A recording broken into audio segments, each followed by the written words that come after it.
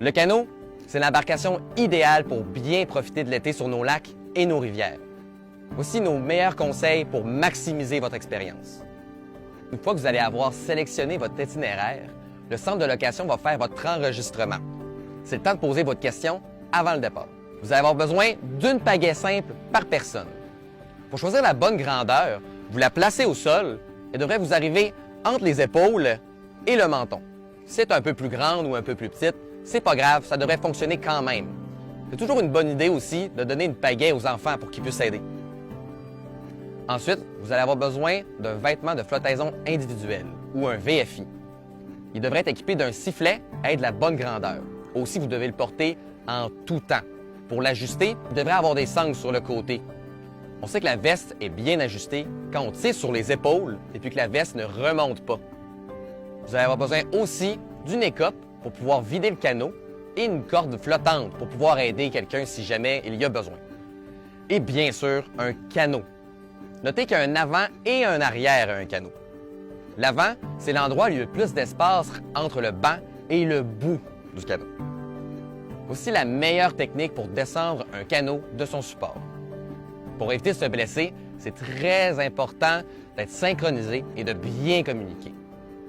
La meilleure technique, c'est de mettre une main en haut du canot et une main en dessous du canot. Quand les deux sont prêts, on le soulève, on le pivote et on le redépose au sol.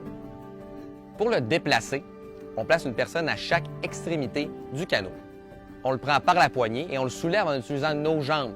Le canot ne devrait jamais traîner au sol. Il est aussi important de déterminer qui va être en avant et en arrière. Le pagayeur avant va décider de la vitesse, tandis que celui-là en arrière va s'occuper de la direction. On commence par déposer le canot sur l'eau en entier. Le pagayeur arrière, c'est le plus brave. C'est lui qui va devoir se mouiller les pieds. Ensuite, il s'assoit sur le bout arrière du canot et le stabilise. Le pagayeur avant embarque ensuite sur le canot en marchant au centre et en restant bas, tout en prenant sa pagaie sur le côté du canot. Pour garder une bonne stabilité, on met son genou au fond du canot, nos fesses sur le banc. On peut aussi allonger ou croiser nos jambes. L'important, c'est de garder le centre de gravité bas. Ensuite, on peut faire embarquer les enfants qui vont s'asseoir dans le fond du canot, pas sur les barreaux. N'oubliez pas, le meilleur moyen d'avoir une bonne stabilité, c'est de garder le centre de gravité bas. Le pagayeur arrière embarque une jambe, pousse légèrement et s'assoit. Embarquement réussi. On débarque de la même façon, mais on inverse les étapes.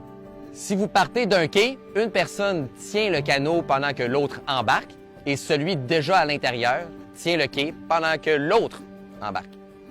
Avant de s'éloigner du bord, il faut bien maîtriser le canot. Aussi les principaux conseils qu'on peut vous donner.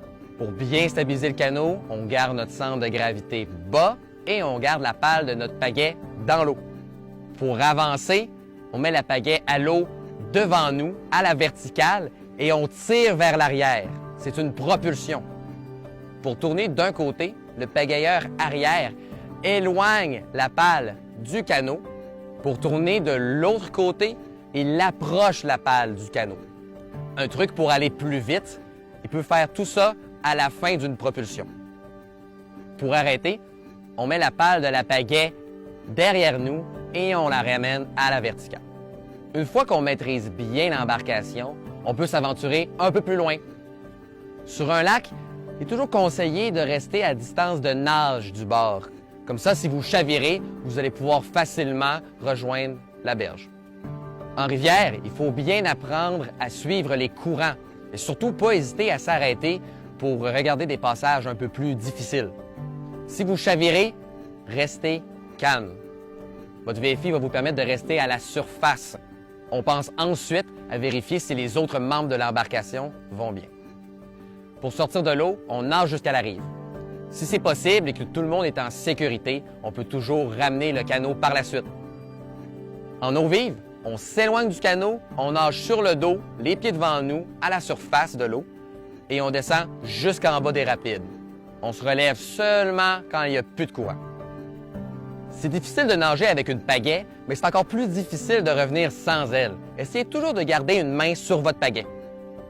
On voit aussi l'importance d'attacher son équipement au canot plutôt qu'avoir des articles en vrac qui pourraient partir à la dérive.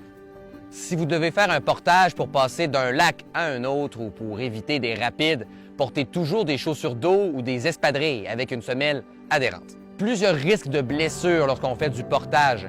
Les roches peuvent être glissantes, il peut y avoir un arbre dans le sentier et en plus, on traîne une charge lourde. N'hésitez pas à prendre votre temps et à faire plusieurs voyages au besoin. Les portages, c'est aussi une bonne occasion pour prendre une pause, pour boire ou manger. Évidemment, on a besoin de toute sa tête. Partez jamais sur l'eau sous l'influence de l'alcool ou de drogue. Vérifiez toujours la météo avant de partir. L'été, la température peut être incertaine. Surveillez le ciel. S'il commence à s'assombrir, que le vent se lève, le lac commence à s'agiter, revenez plus près de la berge pour vous mettre à l'abri rapidement. Ne traversez jamais un lac si la météo est incertaine.